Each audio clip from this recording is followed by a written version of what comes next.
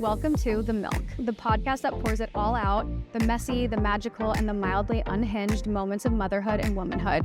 Real talk, honest stories, and reminders that none of us really know exactly what we're doing, and that's kind of the best part. I'm Taylor, your host and soon-to-be mom of 3, so let's laugh, learn, and milk this season of life for all that it's worth. Hi, ladies. Welcome back to another week of The Milk.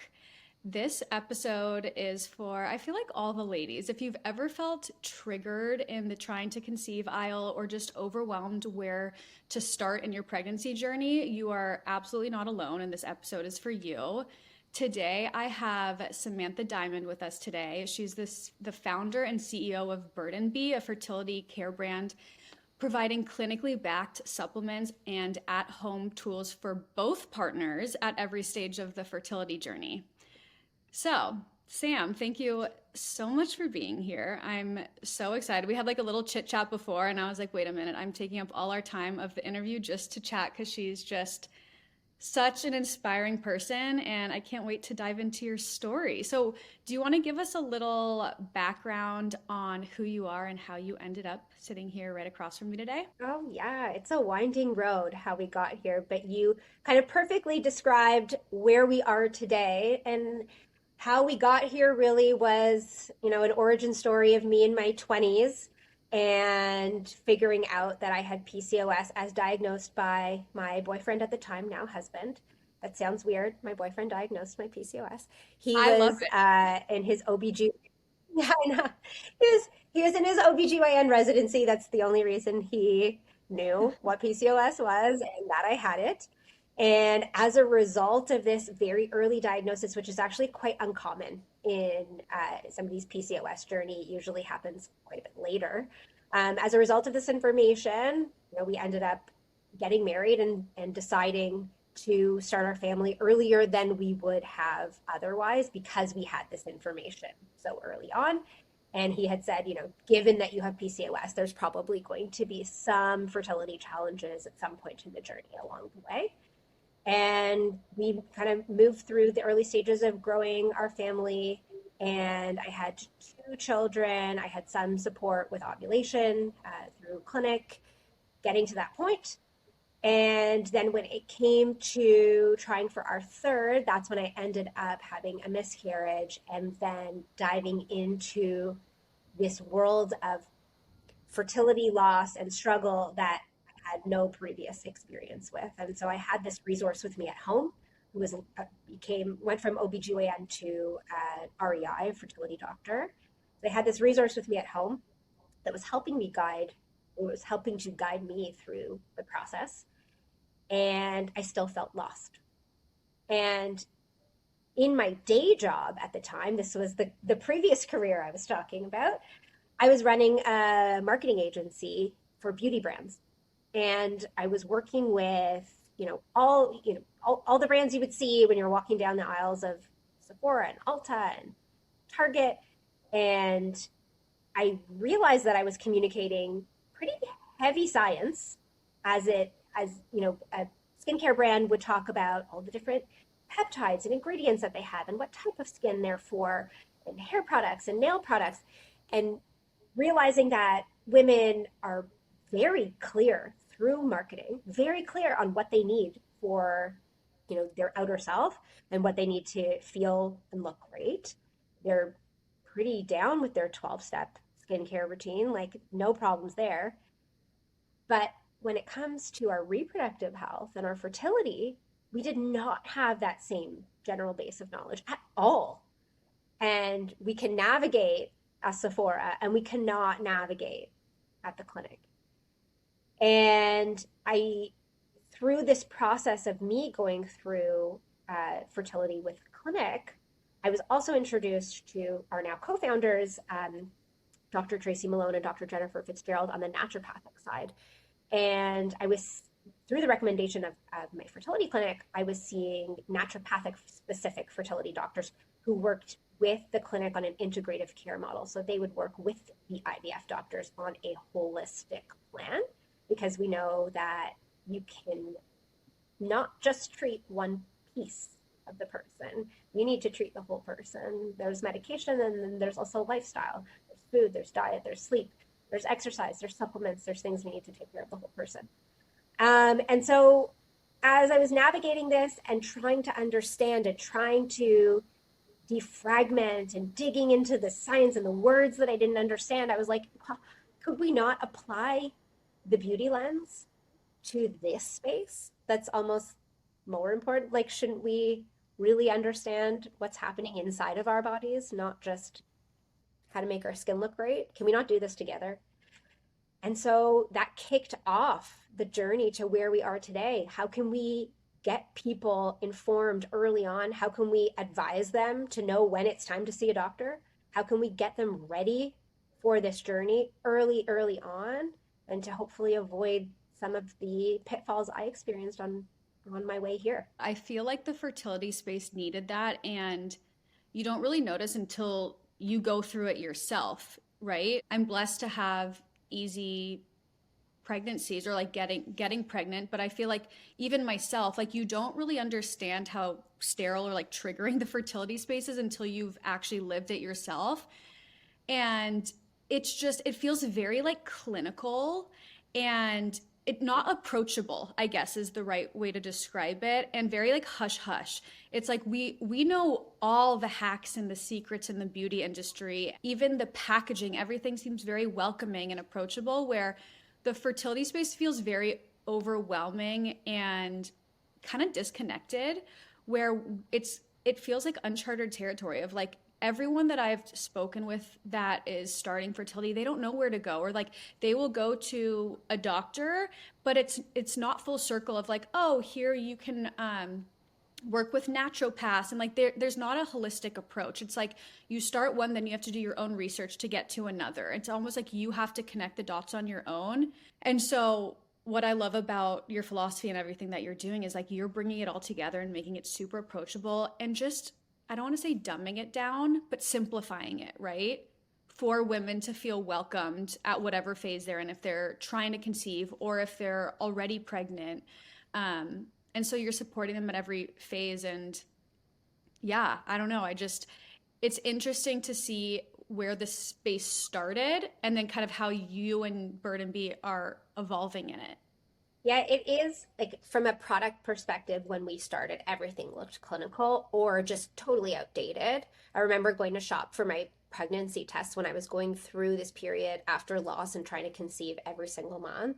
And I would go and buy these pregnancy test boxes, and like there is a baby on the front of it. And I was like, I mean, that's not necessary. Like, couldn't we just package this with a little bit more understanding that everybody's journey, it looks a little bit different, and perhaps it doesn't need to have all these triggering images all over the product packages. Like, could we just not be a little bit more thoughtful? But then from a kind of a deeper perspective, there is no public health program that is accurately educating anyone really after that high school health class. So we're not even getting the basis of it in that 10th grade moment where you hear a little bit about sex, you learn a little bit about the body, and then you're really left to your own devices until you start trying, potentially 10 to 15 years later. And then you're kind of spiraling and trying to figure out, who do I listen to and what information and what's right and what's incorrect, and you see a lot of misinformation out there, and it's very hard for the average person to dissect a clinical study. People go to school for many, many years to become epidemiologists who truly understand how to read and do studies. Like, that's not the skill set of an average person, and nor should it be. And it's very confusing, and that's why we wanted to create a place that had medically verified education that is presented by the doctors whose job it is to get you pregnant and give you the facts and the evidence based on the science. Yeah, it feels very backwards. Every like fertility doctor or expert that I've spoken to, especially on the podcast, I'm always like, we learn this information too late, where we only figure it out when we're ready to have kids. And sometimes then it causes years of delay because we have to solve these issues. where I've always thought that why isn't there a more prioritized class in school for women that's not just like a general sex ed? Like it should really be about like reproductive health and all the different, things that can pop up like a PCOS. Even women like my age, like we feel fuzzy about the topic. Like I'm only just now learning about certain things in the reproductive and fertility space. And I'm like, this should be done right when women start to develop in school and have like and even in college when people like I think it needs to be taken through the stages and even like recently learning about is it like your egg count from I had Dr. Natalie Crawford on our previous podcast and she was talking about how like your egg reserve it only goes down. So if you learn that you have a low egg reserve, like it's already a little too late. Like you have to so trying to prevent those types of things earlier, like knowledge is power. I always say that especially for women and it frustrates me where I feel like the only way for us to gain that is to do the hard work ourselves and it really should not be that way. I agree. That was our very early thesis at Burden B. And the first idea for our first product, which actually ended up being our last product to market because we launched during COVID, was an at-home test for ovarian reserve, which was, which is today a urine test similar to a pregnancy or an ovulation test that you dip in your pee, and it measures a level of your FSH hormone, the beginning of your cycle, and it's a marker, one marker that could be considered a red flag for having a low ovarian reserve. So if you have a high FSH on day 3, 4 of your menstrual cycle, that is a marker that you might be a little bit closer to an early menopause or having a diminished ovarian reserve, perhaps a lot earlier than you would have anticipated. And this does and can impact women in their 20s and 30s. And this would be your signal. This would be your flag, like go to the doctor. Because once you get to the doctor, if you are at that doctor early enough, they have an opportunity to do a full fertility workup. They have an opportunity to do individualized counseling and talk to you about your options. If you're 30 years old with a low ovarian reserve and you want 3 children, and perhaps you're not even in a relationship yet, they're probably going to counsel you to do egg freezing.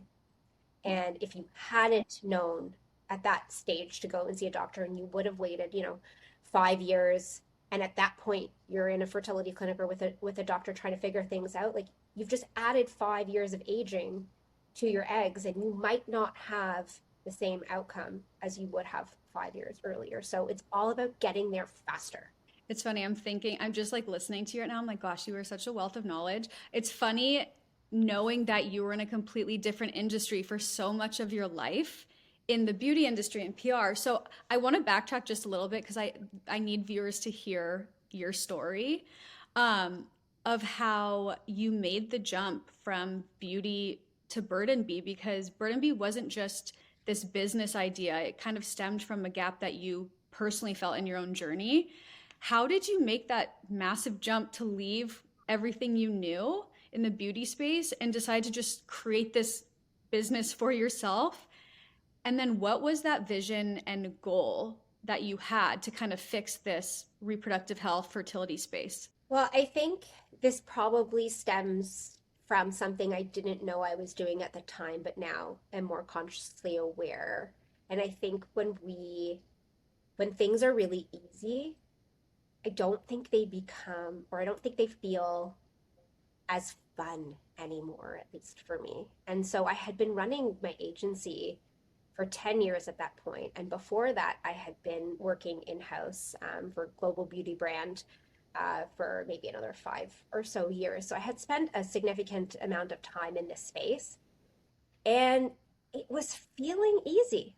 Like it was feeling like I'm on this path, I'm on this trajectory of growing this marketing business, but there was a lot of repetition and there wasn't enough friction. And that sounds so silly given how difficult this business has been to build, but there wasn't enough friction. And I think it loses a little bit of excitement when you're not kind of up against something every day. And maybe that's just kind of the entrepreneurial spirit, but that's how it felt for me. And so as I was going through my own fertility journey and seeing these gaps and thinking about how I might apply this marketing lens to doing something that could truly, truly benefit other people. Like lipstick is great and skincare is great, and I do think it benefits people. But what if we could go a layer deeper? And what if we could really, really impact, the reproductive health outcomes of people? And how could we change the conversation? And that was another big piece of this jump. At the time, and especially when I was going through loss, I didn't share any of it. I didn't talk to anybody. I should have seen a therapist for sure. And for anybody out there going through it, I highly, highly recommend getting some additional support because it would have been really helpful. But I didn't talk to my friends about it. I didn't talk to anybody about it. And even at that time, there was not an online community. Like, there was no fertility TikTok happening at that time. There was nobody talking about this. And it was so isolating. I felt like I was going through this thing that nobody else could possibly understand, even though I understood statistically how many other people were going through it. I just didn't feel that there was a sense of community around this. And when we talk about fertility and talk about infertility and the struggle to conceive, that was also still so closeted. People were not sitting at a dinner table talking about their fertility doctor or this TikTok live they tuned into, Dr. Natalie Crawford. Like, nobody was talking about that. Mm-hmm. And, I thought, if I'm feeling so alone on this journey, I can't imagine the number of people who must be feeling leaps and bounds more alone, because I had a fertility doctor living with me in my house. Like, I had this benefit that other people didn't have, and I was still just feeling isolated. And so part of this early mission, which still stands so strongly today, is really changing the way we talk about it. And I talk a lot about making this a dinner table conversation. At the time when we were starting to think about how we might grow this company and position this company, I thought a lot about the mental health space and how, 5 years before that, mental health was not something that people talked about.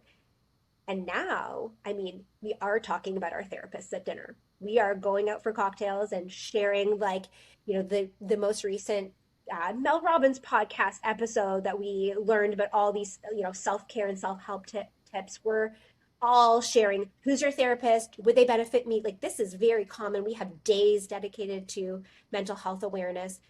And so I thought, I feel that fertility could be on this same trajectory. I feel like we could make this a conversation that would help people feel less alone and also help people gain a lot earlier awareness about what might get them in to see the doctor sooner if we could make this an everyday normalized conversation. I don't know how this started, and I can't imagine because I haven't gone through it, but I'd love to ask you because you have. Like, it always breaks my heart finding out how quiet loss is in the fertility space. And I know it's probably because people, it's like so close to their heart experiencing a loss that they're not just someone who's going to openly be like, oh yeah, I just had a miscarriage.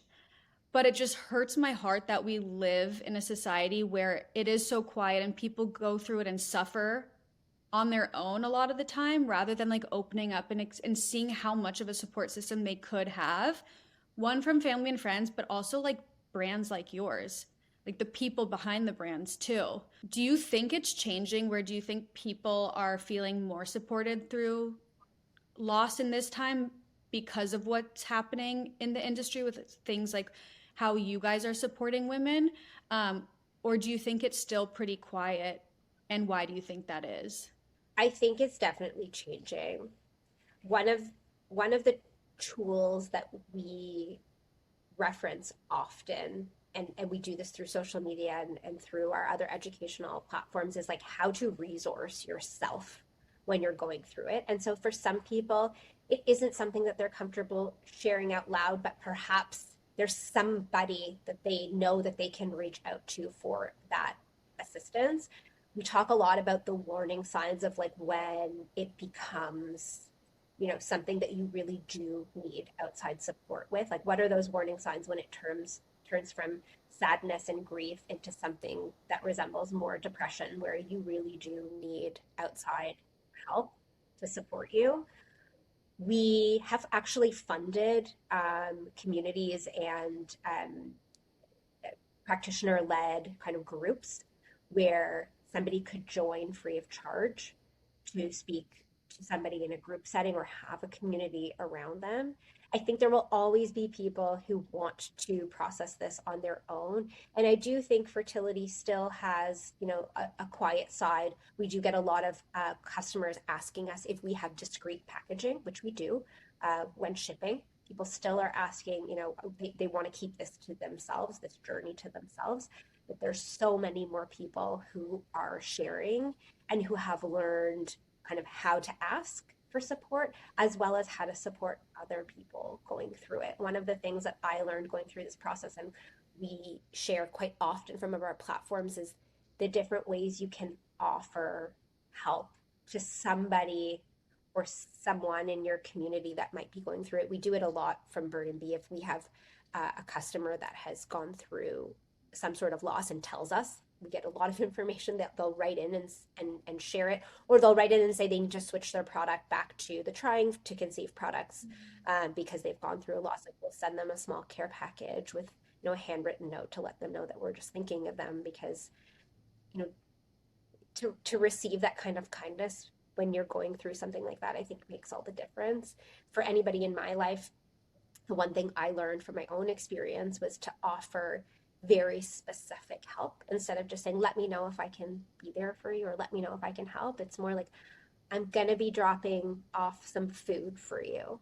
Do you want, a burger or a salad or, a piece of cake? Pick something from this list. Or, I am here to come over today to take you for a walk. Do you want to talk, or do you want to just walk in silence? But really being very specific about the kind of help that you can offer. And I think people then pay that forward. I love that, because then you're taking a lot of the responsibility or ask off of the person who's struggling. And 9 times out of 10, if you're like, oh, let me know if I can do anything, or let me know what I can do, it's like, they're most likely not going to say anything. But if you give them very specific choices of like this or that, it takes a lot of the energy out of those decision makings. So I've heard from women going through it too. So I feel like that's really great advice. To switch it up a little bit, so we've kind of touched on female fertility. I really love the side of your business that brings males into the conversation, and how the main point of this is to help relieve some of the burden that women carry, right? We recently had Dr. Sasha Hackman, if you know who she is. She was on the podcast too, and she also spoke about the male's role in trying to conceive. And I feel like this hasn't been a topic of discussion. Like, when you think of getting pregnant, you're most likely not thinking of the male. And it's like, okay, why has this been culturally ignored? So I want to hear your take on bringing men into the fertility conversation, and then let's talk about male fertility, their supplementation, what they can do on their part. Male fertility is literally half of the equation. And we have come a long way from very, very early days where men were just completely disregarded to now understanding the science behind it. Sperm quality contributes to everything from placental development, pregnancy health, and even the health of the baby in the future. The health of the sperm can impact childhood obesity, diabetes, asthma rates. It is very, very important not just to have, a working sperm, but really healthy sperm at the time of conception. And equally, when we're talking about changing the conversation really at a systemic level, we need to speak to the men. You cannot change the conversation about reproductive health and fertility by only speaking to half of the people who are part of this equation.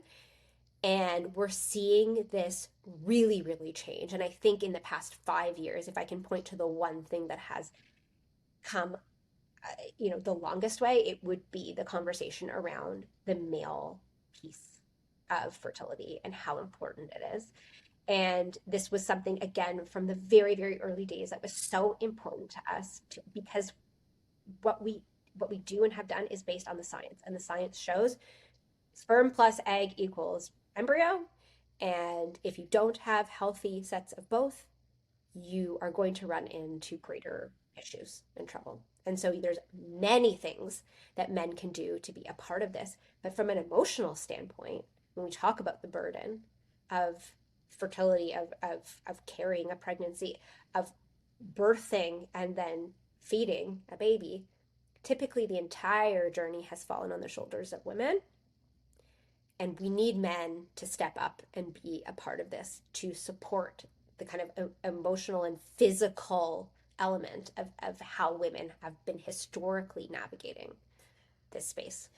So I feel like we can directly see this shift with like bringing males into the conversation and just how much we are incorporating them specifically by, isn't it 2 of your best-selling products are male focused? Yeah, our top 4, 2 of them are male focused products. So we're Okay. really seeing it. Yeah, can you tell us about those? Yes. So one of them is our male fertility power pack supplement. And this is the product that a male would take, hopefully a little bit in advance of trying to conceive, but this is the product they would take ahead of and while trying to conceive. And this is actually the subject of our first clinical study, where we partnered with a fertility clinic, identified male factor infertility patients. They took this supplement for 3 months and then they were retested at the lab. And we saw a statistically significant improvement, over 50% improvement in their motility, so the way the sperm move forward, and a 30% improvement in their morphology, which is the shape of the sperm. And so we had many patients go from an abnormal semen analysis to a normal semen analysis just from making these lifestyle improvements, taking an oral antioxidant packet of capsules every day. And this is incredible because we can see, I mean, men also are a little bit luckier than women in the sense that their sperm kind of continue to regenerate all the time and they completely turn over every 2 to 3 months. Whereas we're born with the eggs that we have to do our best to protect them. But males actually get a new shot. So when they make these significant lifestyle changes, they have the opportunity to completely change the quality of their sperm, which is awesome. So that is our in our top 2 usually selling products is our male fertility supplement. And then the second one is another true favorite of mine because I think it's a lot of fun. It is our at-home sperm test. And so you can literally test your sperm at home. This is amazing for people who do not live nearby a clinic. And we know that there's a very significant portion of the population that does not live near any fertility care at all. We call them fertility deserts. They are just not near care. They're going to have to take a day off work to go and drive to a clinic, do their appointment, do their semen analysis. So this is a great first step for people at home. It kind of looks like a COVID test in the sense that you're mixing things together, but it's a great time for all. It can be fun, it can be pleasurable. And you get your results to your phone in 15 minutes.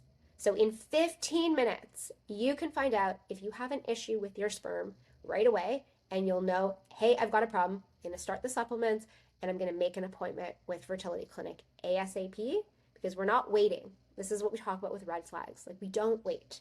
So if you have any kind of these big red flags, we are not trying at home for a year. We are going to the clinic right away. So the first product you spoke about for the sperm, you said it's 3 months before, is it before trying to conceive or before you would be having a baby if it all works out according to plan? So typically what the recommendation is from doctors is that you make these lifestyle improvements 3 months before you start trying to conceive, because that's your window of how can we make the biggest improvement before we even start trying. In our second study on this product, we actually did see improvement in 30 days on the male side. And so at any point in time, you can be making improvements, but for kind of best results, both on the female and male side, we would ideally like to see people start 3 months ahead of trying to conceive. That being said, like anything is better than nothing. And it's not just supplements, of course, like we want everybody to make sure that their nutrients and their antioxidants are, like offering them the best they can possibly do. But also, we need to make sure you're sleeping. We need to make sure that you're eating a diet that consists of whole foods. Mediterranean diet is the kind of gold standard in the fertility space. We need to make sure you're moving. And for women, especially, that movement should really include heavy weights, especially women with PCOS. We want to see you lifting heavy weights like 3, sometimes 4 times a week. These are very, very important pieces of the equation. No, that totally makes sense. You can't, like, supplements, I always say, are there to like supplement the parts of your life that you can't control. But sleep and stress, obviously, are major lifestyle factors that impact fertility. What are your, okay, so we've gotten into the male fertility products that are huge for your company. What are like your best selling or biggest female products? So it would be the female version. It's our female fertility power prenatal pack. That is the same idea where we have, our prenatal vitamins in the pack. We've got our omega-3, our vegan omega-3. We've got our iron. We've got our antioxidant capsules, and we've got our CoQ10. CoQ10 is probably one of the most important, most studied, and most widely used antioxidants in the fertility space. We have the highest amount of CoQ10 in our product out of any fertility products on the market, 600 milligram dose per day. That helps to support egg quality, especially through this process. Again, we're talking about the 3 months where your little follicles are basically developing. Your eggs are going through folliculogenesis, and they're coming and kind of being gathered and drawn up to the surface of the ovaries, where you're going to get that one egg that ovulates. And so it's a 3-month process. We're really focusing on protecting the environment, because a lot of the oxidative stress that we experience in our everyday life, which is a result of being alive and human, the sun, our foods, environment, aging, these all cause our bodies to go through a lot of oxidative stress. This is the same for males and females. And that oxidative stress does damage to our cells. It does damage to our DNA in our cells. Our egg is a cell. Our sperm is a cell. Egg is the biggest one in the body. The sperm is the smallest one in the body. They're both very susceptible to oxidative stress. And we want to use antioxidants to help to protect and fend off some of that oxidative stress and damage. And actually, fertility patients quite typically experience oxidative stress at a higher level than kind of a more fertile population. So we want to make sure we're getting a ton of really potent and strong antioxidants in there to help support egg quality. Amazing. So that's the best place for listeners to start who are new to your company. Yes. Okay, so I want you to just brag a little bit more about Bird and Bee, because a little birdie told me that, was it last year, you guys launched in Ulta stores? Yes, we launched across Ulta Beauty in October. Through October, we launched in 2025, and we're now in the process of getting ready to expand to a whole bunch more. That's amazing. I feel like that's a massive milestone for the fertility space.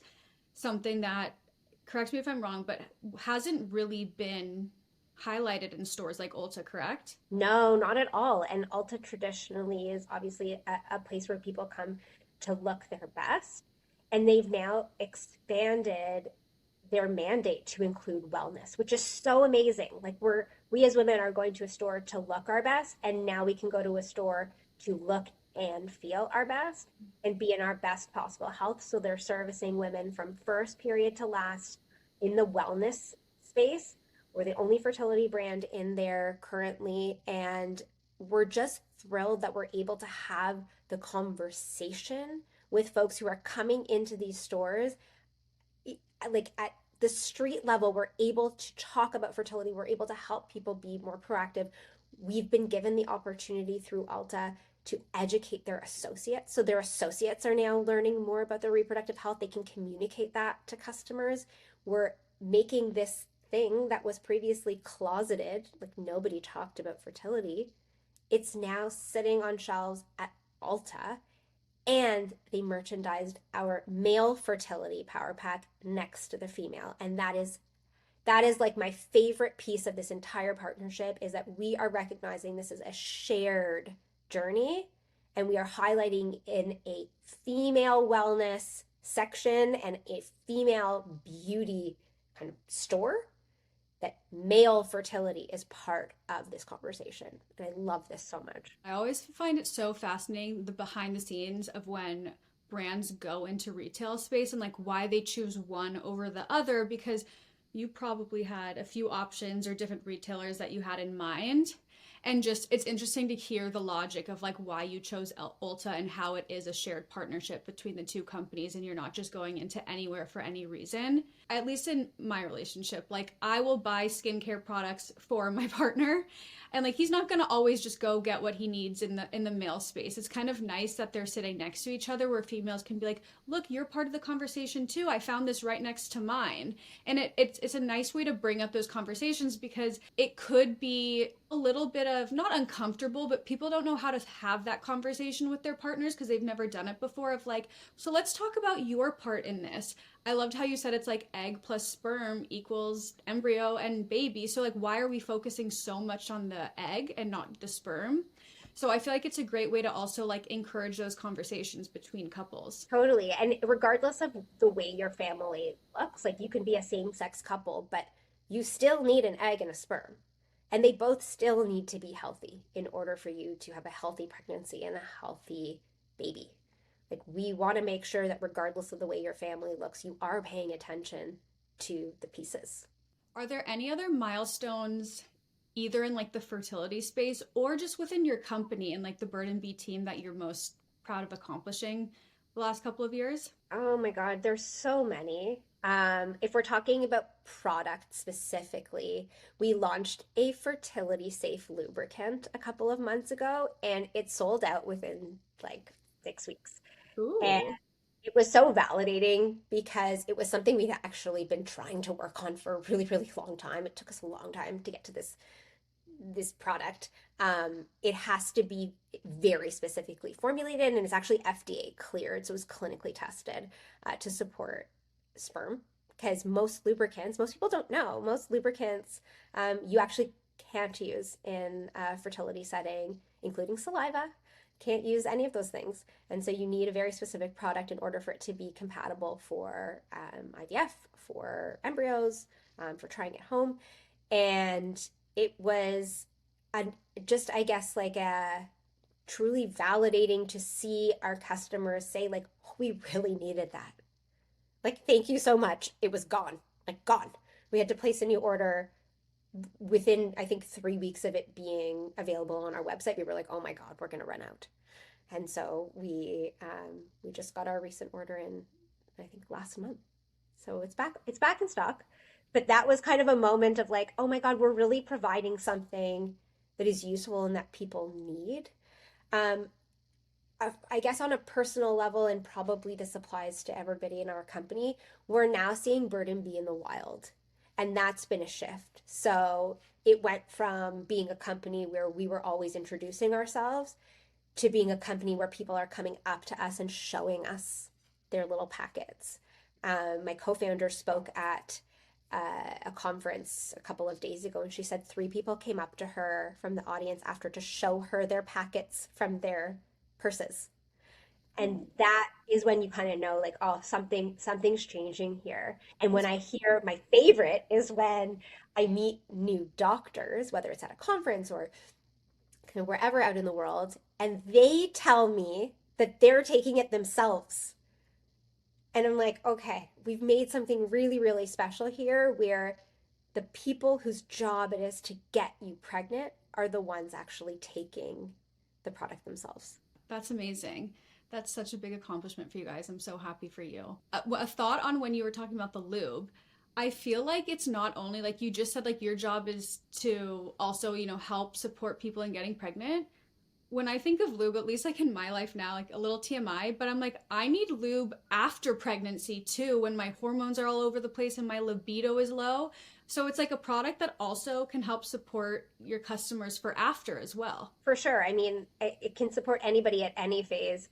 We made ours water-based because it needs to be water-based to be compatible with sperm. But for everybody who isn't necessarily using it for fertility purpose, that means it doesn't stain. And so, it's a fun product for any phase. I think it's just helpful in the way we want to talk about fertility in the conversation is trying to take this out of the solely medical and clinical and really talk about this as a journey, something that's happening to us in our lives, normalize the conversation. It can be really tough in a relationship at various points in time through the relationship, whether you're going through fertility, whether you're pregnant, whether you're postpartum, to enjoy each other and have fun. And so if we can be helpful in that department, like we are here for it. One more question to kind of wrap this up. For our listeners, do you want to leave them with just like a few key takeaways and just words of wisdom that we might have not fully touched on? What do you want them to leave with this conversation today? I think first is our reproductive health is your fifth vital sign. So your menstrual cycle and your sperm quality are markers of overall health. And that's something to pay attention to very, very early on so that you know you can be proactive about your reproductive health and your fertility. So we need to be tracking our cycles as early as you possibly can. You can take a sperm test at home when you're young. You need to make sure that you have a sense of what's going on in your body.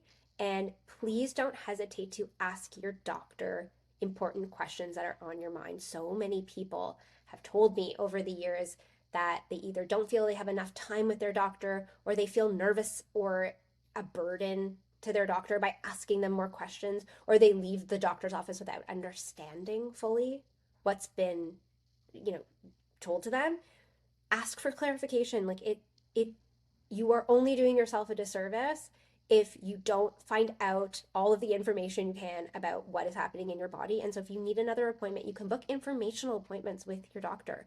That's like a category of appointment, but please don't hesitate to get yourself the information that you deserve. Like, you are not a burden. Go and ask your doctor these questions.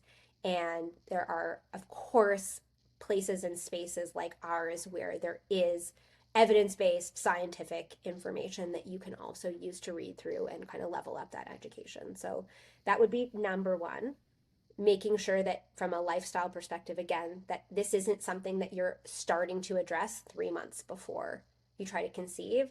We need to be our healthiest selves for as long as possible. And so that means for all of us taking a little bit of a better look at our alcohol intake, making sure like there's never a good time to smoke. Like, just don't do it. It's not cool anymore. Don't smoke. Making sure we're eating as well as we can and making sure we're moving every day and making sure we're sleeping. As I know that there's periods of life where sleep is a little bit harder to get, but wherever possible, like, these are the things that we have to be doing for ourselves every day in order to live a healthy, long life. I feel like everyone can relate to feeling like a burden to your doctor, where they're in and out so fast sometimes. And I have to remind myself, like, okay, we just waited in the waiting room for 45 minutes when we were on time for our appointment. Like, you deserve to be heard and your questions deserve to be answered. And to use your voice, because it is your health at the end of the day. And like, we get one life. We get to do this right one time. So making sure that you're not feeling like an inconvenience to your doctors, like, that's what you're there for, even in the times when you feel like they're rushing out the door. Like, we deserve that time with them as well. Absolutely. So should we end with a little giveaway for our listeners? Yes. Absolutely. Are we good with giving one lucky winner a Bird and Bee bundle? Yes, let's give them an egg and sperm power pack bundle. And of course, we need to throw in some lube because we did just talk a lot about it. Oh my gosh, I 100% agree. I'll be placing an order right after this for the lube. How about, okay, so for everyone listening who's interested in entering, let's just either you reshare this episode to your story and just tag us. You can even say, like, such a great episode for women to listen. Everyone needs to listen, whatever your thoughts are. Or we'll also be posting a social clip from something that Sam has said, because she said so many things. I'm like, oh my gosh, this is going to do so well. Everyone needs to hear this. So we'll post that on the Milk and then just reshare that to your stories and tag the both of us. So either share the episode or a social clip from this episode and tag us so we can see you that you've entered. And we'll pick a lucky winner to win the egg and sperm support bundle and the lube. Thank you guys for gifting that. Thank you for having me, and thanks for this conversation. The conversations that you're having with people who are kind of in this phase of life, I think it's so important. This is how we change the dynamic, and this is how we change the conversation. So thank you. I appreciate your time sitting down with me today. I can't wait for everyone to hear this episode and just feel so much more supported and seen and heard, not by you just as a female who can relate, but also by your business that you've built to touch so many more women than just talking face to face. So I appreciate everything that you do and your business. And I'll leave everything in the show notes, where to find Sam, Bird and Bee. And then I also believe I have a little discount code personally. So for anyone who wants to buy for themselves, I'll include everything there as well. So thank you, Sam. Thank you.